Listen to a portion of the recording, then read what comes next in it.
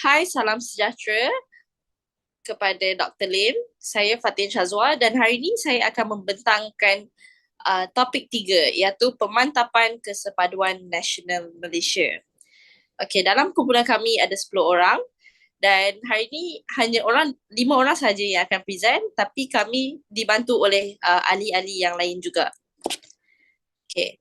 Isi kandungan kami ada 5 poin iaitu pengenalan, perpaduan, kesepaduan, penyatu paduan dan isu-isu semasa. Okey. Mari kita mula dengan pengenalan dahulu. Kita kena tengok dulu sejarah penyatu paduan. Okey, dalam gambar ni ada 4 gambar. Yang pertama, kita kena lihat titik permulaan penyatu paduan adalah bermula daripada kecemerlangan Kesultanan Melayu Melaka pada zaman dahulu. Okay, time ni dekat Selat Melaka kan famous dengan pelabuhan. So ramai saudagar asing, pedagang semua datang berniaga dan dekat situlah terjadinya masyarakat yang berbilang kaum. Dan bayangkan pada era itu 84 bahasa digunakan untuk berniaga. So time tu masyarakat majmuk memang sangat ramai.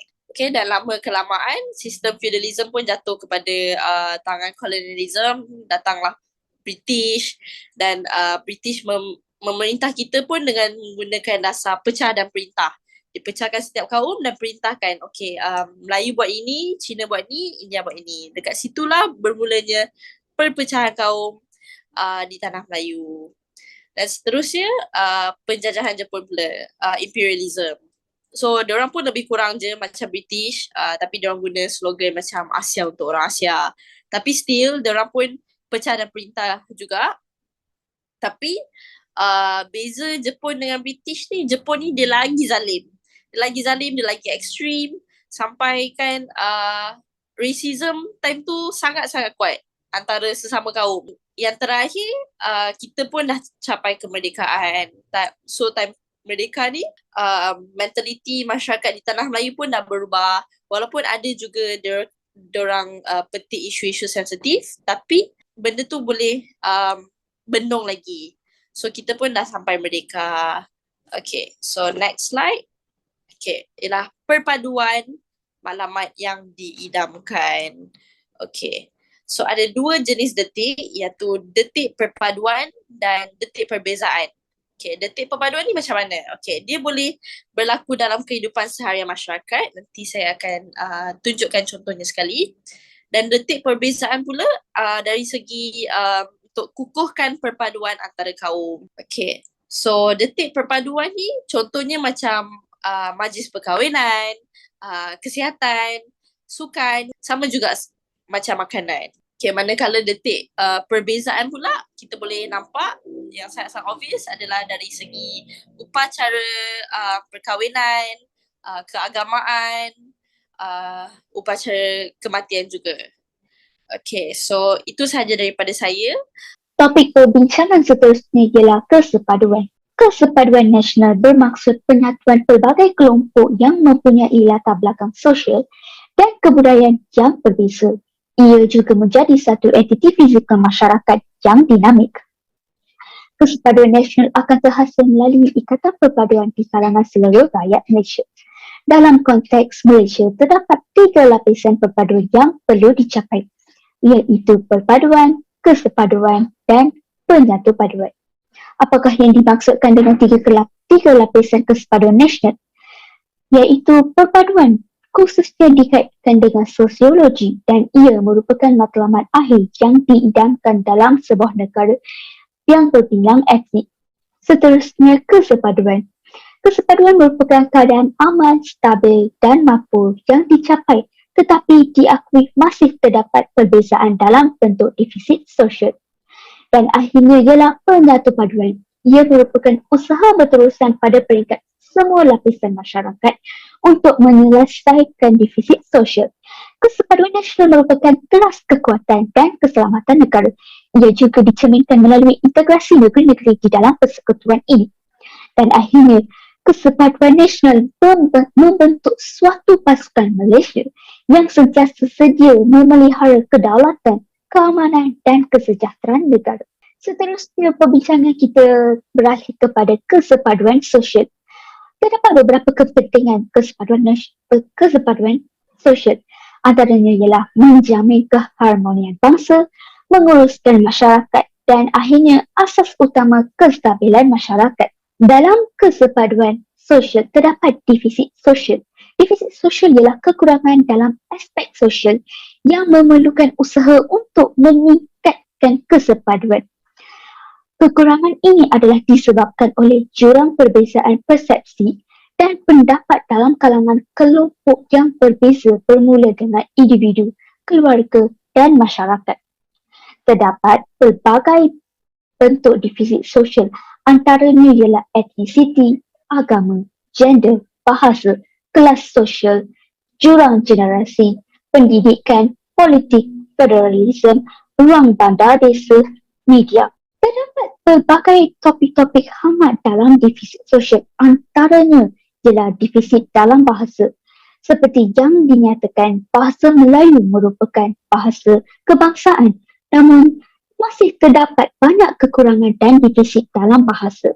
Seperti penggunaan bahasa rojak, menggunakan bahasa asing dalam urusan-urusan rasmi, serta menganggap bahasa Melayu sebagai bahasa untuk orang Melayu sahaja. Kebincangan ini haruslah diatasi kerana bahasa Melayu adalah bahasa rasmi kita. Seterusnya ialah defisit dalam gender atau jantina. Terdapat pelbagai defisit dalam gender, termasuklah diskriminasi. Diskriminasi antara jantina, terutamanya perempuan, menjadi suatu isu yang besar dan perlu diperbaiki. Seperti dipaparkan. Sebagai contoh, berdasarkan keratan akhbar tersebut, isu keraduan wanita diskriminasi, wanita hamil tidak dinaikkan pangkat serta diskriminasi jantina dalam pekerjaan. Seterusnya ialah defisit dalam media. Defisit media ini kebanyakan menekankan tentang penyebaran maklumat dan maklumat seperti yang lebih kepada berita palsu di semua platform media, sama ada di media sosial atau di media massa. Sebagai contoh, penyebaran berita palsu semasa kempen-kempen pilihan raya baru-baru ini. Dan selain itu, berita palsu seperti COVID-19 yang menimbulkan panik ramai pihak semasa PKP dan banyak lagi. Persoalannya, tanggungjawab siapa mengatasi kekurangan defisit ini?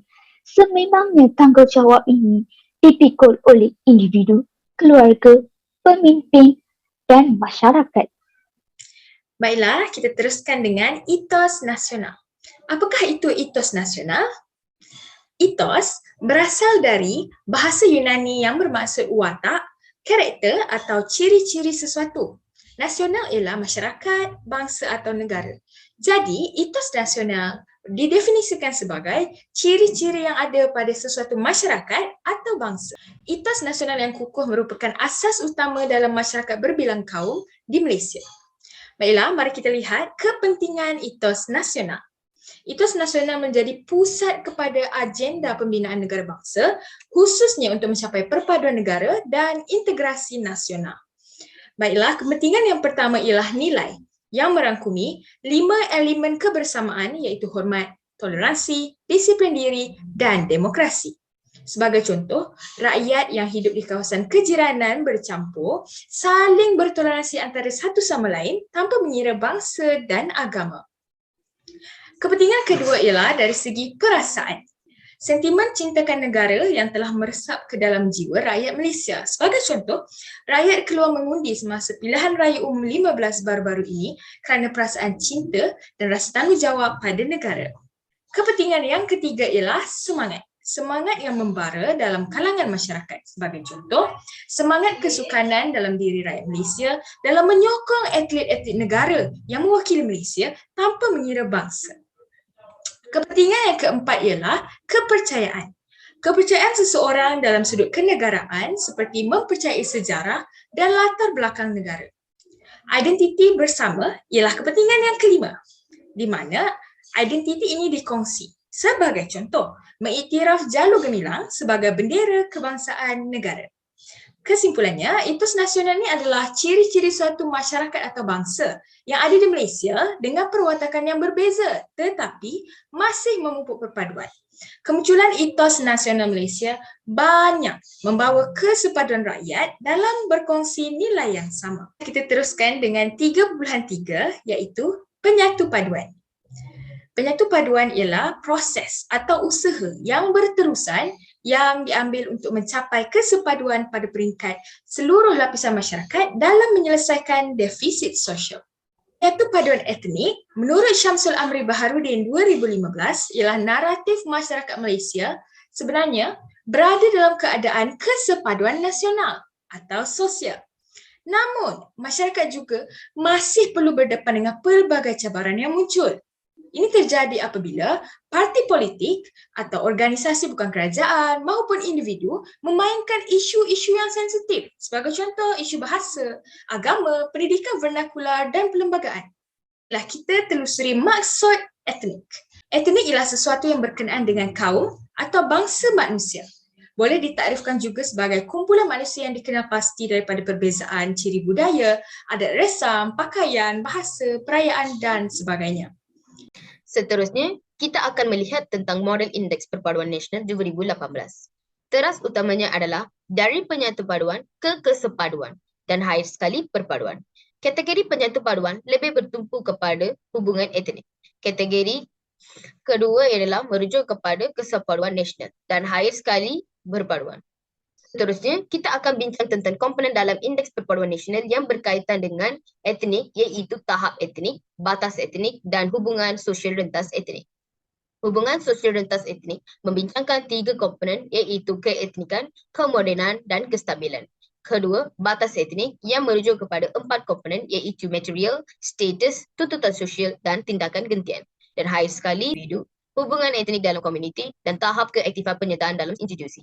Selepas itu, kita akan melihat tentang alat penyatu paduan. Terdapat 3 alat penyatu paduan iaitu tawar-menawar, perundingan dan pengantaraan.